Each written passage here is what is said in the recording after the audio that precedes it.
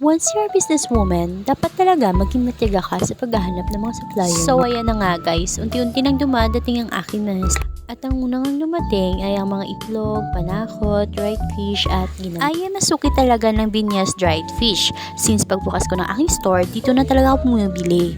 Kaya minsan, nakakautan ako sa kanila pag gipit na. Pero charot lang, first delivery pa nga lang, gipit na. Ay, nako. Maganda talaga mga itlog nila. Itlog nila ha, itlog ng manok, hindi itlog ng tao. Charot lang. Magandang itlog nila guys, dried fish and panakot. Maliban sa maganda na, mura pa. So, makakatipid tayo. So, ayan na nga guys, ang CEO ng Binyas dried fish. Ayan, ngiting tagumpay si kuya dahil may pera na. Pero anyway, thank you kuya sa pagbalik-balik. Hantod sa sunod na po ng week. Babushka. Bye everyone. Have a nice day.